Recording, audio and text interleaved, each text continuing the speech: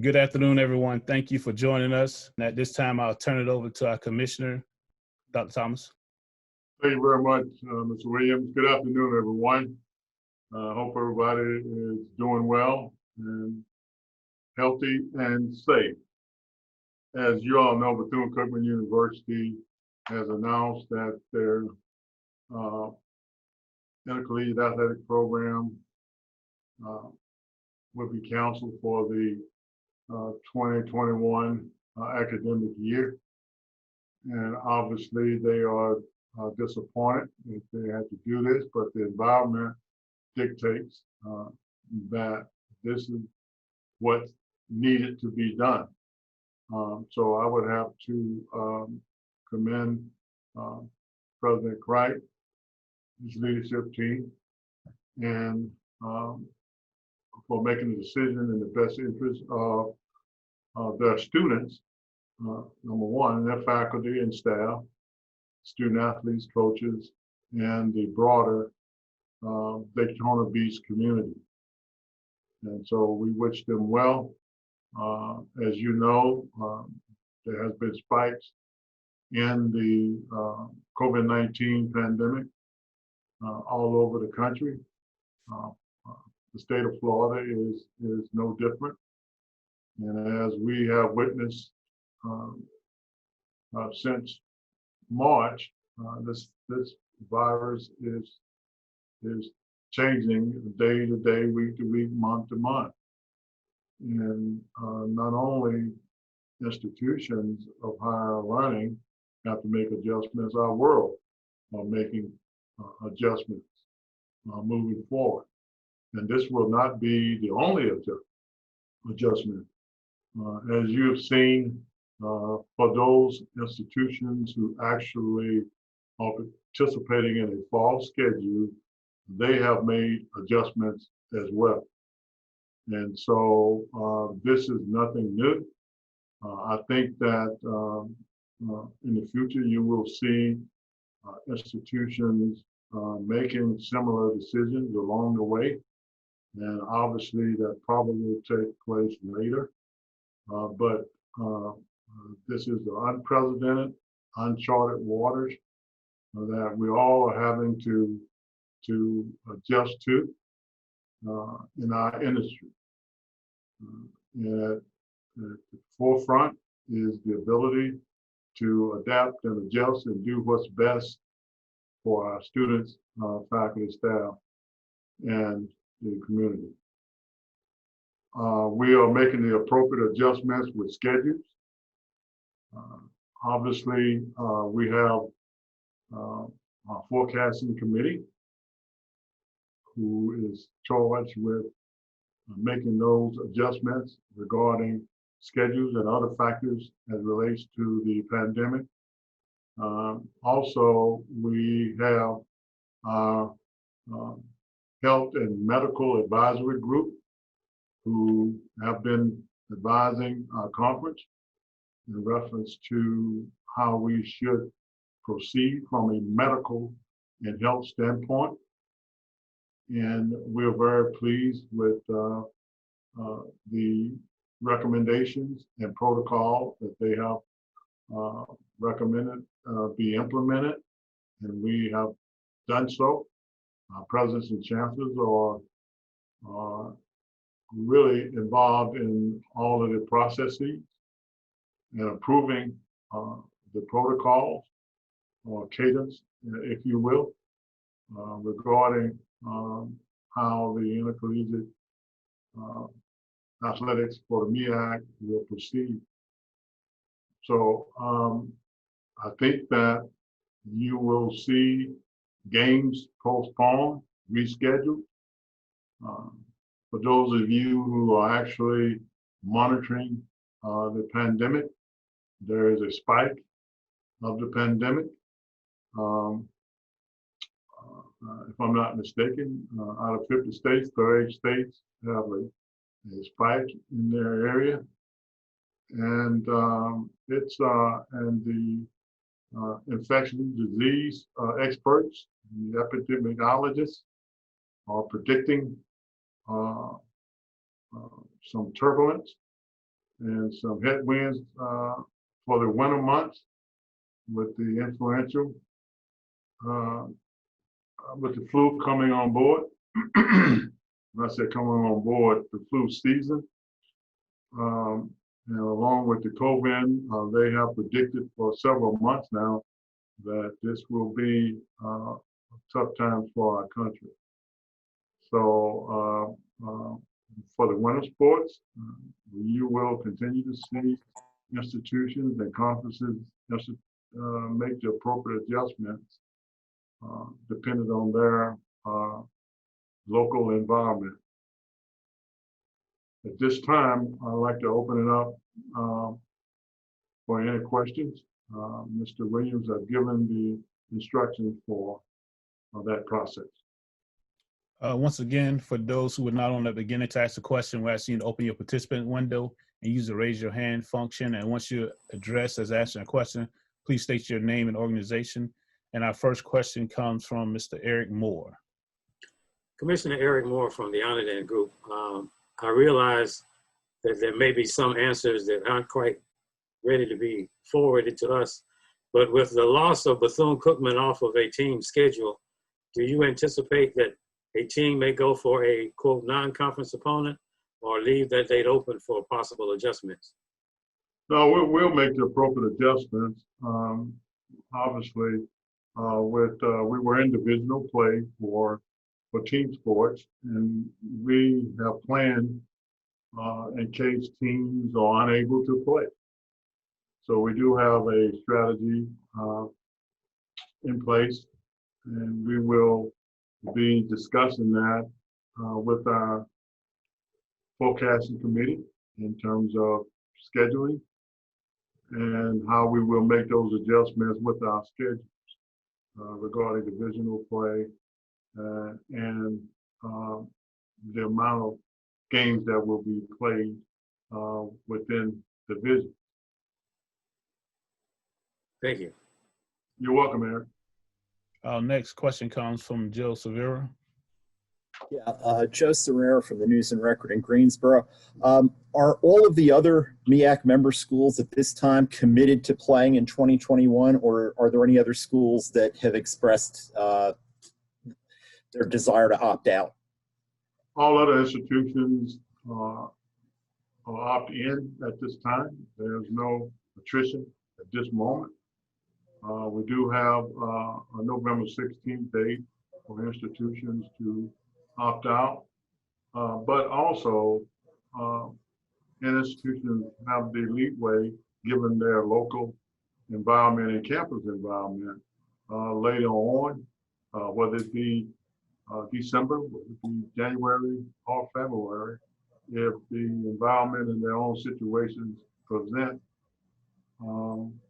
athletic competition, then obviously they have the option to opt out. But at this point, Bethune-Cookman is the only institution that has opt out for the rest of the academic year.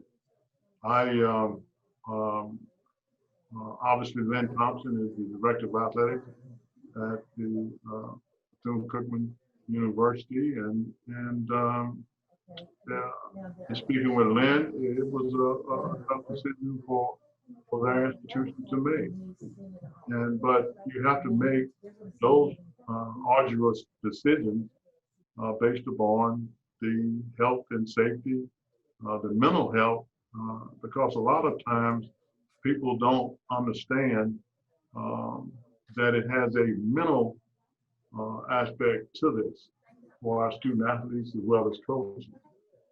So it's just not a physical component, it's a mental component and emotional component as well. Will the conference wait until after that November 16th deadline for schools to opt out before announcing any other schedule changes? Yes, we will. We have a process in place here at the MEAC. Obviously, our forecast committee plays a significant role in that. And our health and medical advisory group, along with our coaches, will have input, but we do have drafts of plans in case one member opts out, two members opts out. So we just have to plug in those schedules once we're confronted with the different types of scenarios. Thank you, Commissioner. You're welcome. Our next question comes from Dr. Kenyatta Clavel.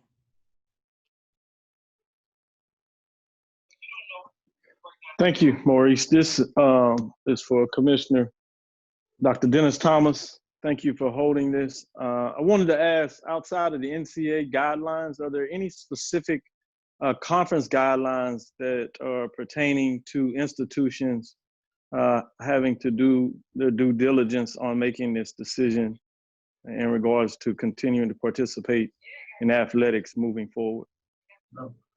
Good to see you, Dr. Clavel. And thank you.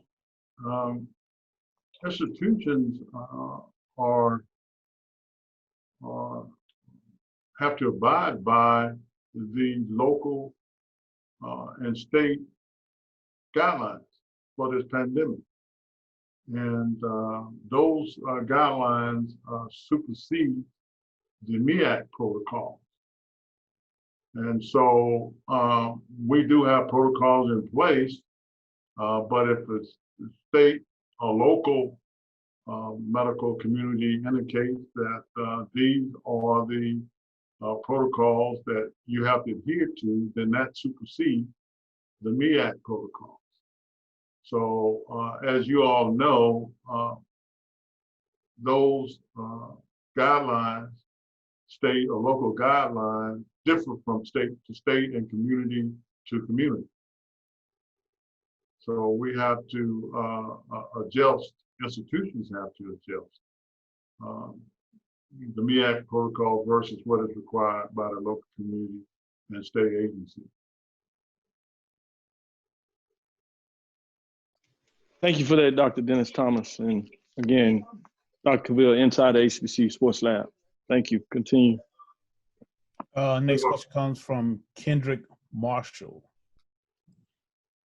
Hey, Commissioner, you kind of laid out earlier in your statement about how forecasters have presented a kind of dire circumstances for the development of the coronavirus as we move into the winter months. If the virus isn't able to be controlled over the next several months, when will the MEAC as a body meet to possibly discuss the conference shutting down for the spring? Well, Kendrick, let me add some clarity to this. The forecasting committee has been working very diligently over the last 6-7 months since March to provide leadership in terms of how our conference should proceed during this pandemic in terms of scheduling, in terms of protocols, so forth and so on. So we have a structure in place to address the pandemic. And as I say again, our committee has done a magnificent job in providing the appropriate leadership given the data that that we have, and really guiding our institutions through this, because we've had changes from day to day, week to week, month to month. So that's I wanted to clear that up, if you will. Also, you have to understand that our institutions, contrary to what some people might not understand, they are on the ground level, and they have to make those tough decisions based upon what's happening in their community, what's happening at their institution.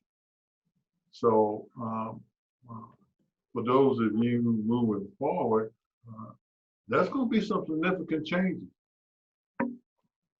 within our community in reference to the winter schedule teams and the spring schedule for that matter. As a quick follow-up, how much has it helped, if at all, being able to observe other Division I conferences currently right now, going through athletic competitions and determining how they've handled everything from protocols to safety and everything like that? Yes, you always monitor and understand what's happening in real time. And those who are participating in fall sports, we've been in contact with different conferences and institutions to see what worked, what didn't work, and how they managed this COVID-19 in reference to playing a fall schedule. So that has helped us in reference to planning for our fall to spring schedule and for our spring sports coming up as well. Next question comes from Luke Williams. Mike, I'm sorry, unmute my mic. Luke Williams from the Black College Sports Page. Good afternoon, Maurice, and good afternoon, Commissioner Thomas. Commissioner, you said on Thursday, quite correctly, that October 22nd, which was Thursday, was not going to look like Friday, October 23rd, or the 24th, or the 25th, or anything after that. How difficult is this process becoming for the conference?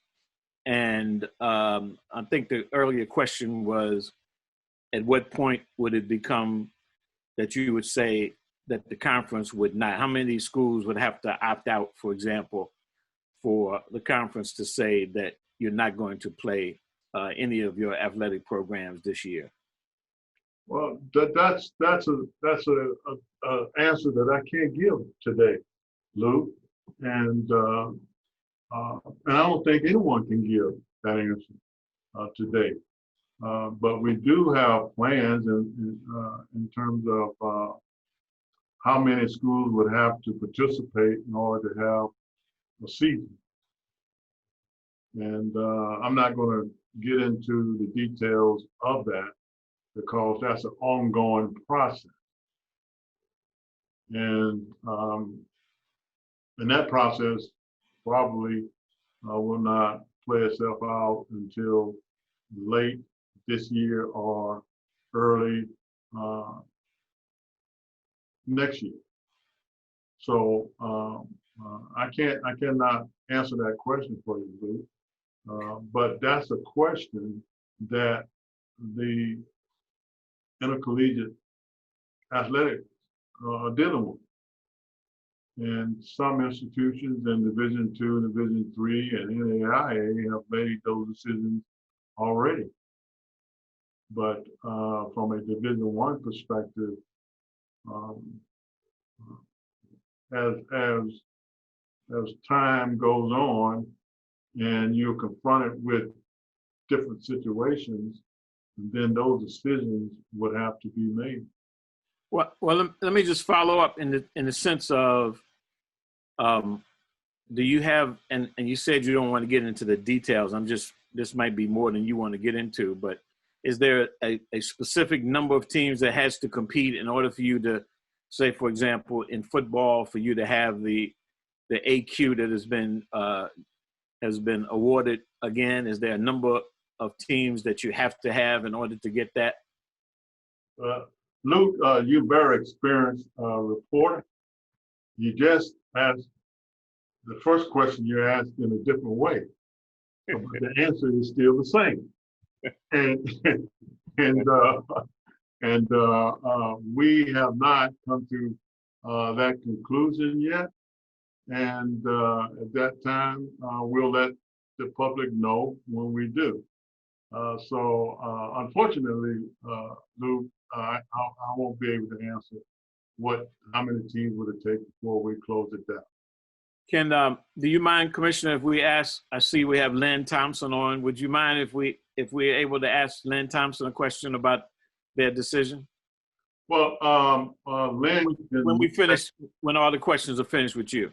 right, Lynn can, if he so chooses to do so, that's strictly left up to Lynn. Okay.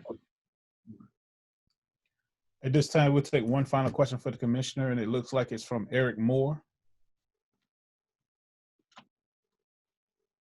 Thank you, Maurice. I'm not trying to double up on you, Commissioner, but the NCAA has been rather flexible in some of its decisions, extending eligibility for another year. Do you anticipate consulting with them before you make a decision, or are they giving you some parameters in which you can make your decision? No, the NCAA gives conference and institutions the latitude to make decisions that they deem appropriate. Now, they have, for instance, the medical advisory group for the NCAA have some guidelines, some protocols that they recommend institutions to follow. They're not mandated to follow. There are guidelines and recommendations to follow. So when it comes to decision making, whether or not an institution, Eric, will continue to, will not have a spring athletic season, or certain teams elect not to participate due to the pandemic, then that's strictly left up to the institution. As you know, and as you stated, that the NCAA has given a wide band, if you will, of latitude for institutions to make those kind of decisions. Also, they've given eligibility back to student athletes who the fall semester that had to move to the spring semester. And so it's very flexible, but there's no mandate from the NCAA that in terms of you have to do this. And so we are living within a broad-based parameters in reference to the NCAA. Okay, thank you, sir. You're welcome, Aaron. And if there are no further questions for Dr. Thomas, if Mr. Thompson is open, we will take a few questions for Mr. Thompson, just a few. We want to make sure that Lynn is amenable to that. And if he is, we'll continue. But if not, then we'll conclude this press meeting. So, Lynn, are you amenable to answering the questions at this time? I have no problem answering a few questions, Commissioner. Okay, good. Thank you. We'll use the same function, the raise your hand feature. And the first question comes from Zach Dean. Hey, Lynn, Zach from the News Journal here in Daytona. Obviously, in the release you guys sent out and the president sent out, you guys talked about the spikes at the school and in the state and in the county. And I understand part of that goes into this, but I was curious how much of a financial decision went into this as well, looking at all the testing that you guys would have to do in the spring that the NCAA says you have to do in order to play. And obviously that's a huge undertaking. So how much of this was a financial decision as well as a COVID decision? Well, I think when you look in terms of making a decision like this, you got to consider all of the factors. Clearly, the health and the safety of our students and student athletes and the entire Bethune-Cookman family was priority one. And then you drill down into other factors. You know, one of the other factors that we had to consider was that presently we are in a shelter-in-place situation on campus, and that's for everybody. And so as the entire student body and campus family that remains on campus is in a shelter-in-place situation, it was going to be entirely difficult for us to engage in our normal athletic activities, you know, which included beginning to travel, to go off campus to practice and the like. When you put in on top of that, the increase in our testing, because we had already begun our surveillance program. We've been doing that since we reported to campus. You put in that a variety of other factors. Clearly, the economic factors will begin to take place and have some impact on these decisions. But most importantly, first and foremost, and you live here, you understand, the bikers just left. The truckers are getting ready to come through. And each week or each month, something else was going to happen. And as we look at the data, and we saw the spikes on campus, we could not afford to have anything to threaten our student population in the community that we serve. And so it was an institutional decision considering all those factors, Zach, and we just had to make the decision in the interest of public safety and the safety of our family. Thank you. Next question comes from Mr. Lute Williams. You're muted, Luke. I think Maurice muted me that time, but no problem. Len, Luke Williams from the Black College Sports Page. I hope you guys are doing well and staying safe. I wanted to know, I saw on Friday that Dr. Cricht posted a video that was on social media as well as on the News Journal. I think it was called the Emergency COVID Update or something to that effect, that talked about the lockdown on campus and a lot of measures that you were putting in place Friday, but it didn't include the athletics. Was that a decision that was made over the weekend? And what was the additional information perhaps that led to that? No, as a matter of fact, one of the benefits that we do have, and I'm like probably all of my colleagues across the league, is that we serve on the senior leadership team at our respective institutions. And so when that emergency edict came out, the athletic community was a part of that as well. We had already rolled out very slowly our return to play module. And we were much slower than a lot of our peers across the country. And so seeing what was going on, picking up some of the numbers, quarantining a lot of the students across the campus, we were able to see this. One of the great things and the benefits that we were able to see on a routine basis as a part of the forecasting committee for the MEAC is that we were able to share data. And you could see the trends, and I heard Commish talk about that. What you were seeing unfold on a national basis, we were able to see that in the data. And in the state of Florida, you see what you see on television every night, we're seeing it happen. And so we were able to communicate that to our teams each week. We're having Zoom calls on a routine basis with our athletic teams, with our leadership teams within the intercollegiate athletics, and sharing the data, rolling out our resocialization plan for athletics. And so that information was constantly being shared with everybody. This was not done in a vacuum. Our student athletes, our coaches, our support staff, everybody was aware of all of this stuff. And it was just important that that's my daughter trying to reach me, y'all. So I apologize. It was so important that we kept them in the loop. And when the decision came down, this was something that was not a surprise to everybody either. And last, I want to just follow up a little bit. I heard in that statement from Dr. Cricht, I heard that he was urging students, and I'm sure that on every college campus, there's this issue. So I wanted to know, what percentage of students do you currently have on campus?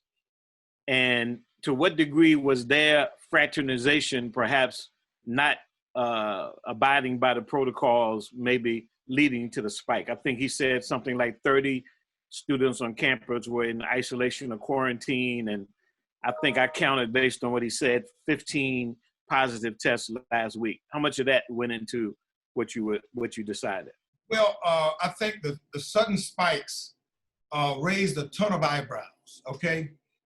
And through our contact tracing, not only in athletics, but across the campus, we were able to identify some potential events that would have fallen, so to speak, into some super spreader events.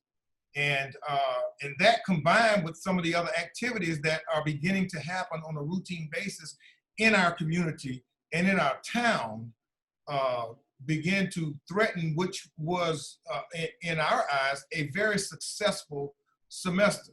I think if you look across the conference and maybe in our locality, our region, Bethune-Cookman brought back probably a much larger percentage of its student body than maybe some of the other institutions.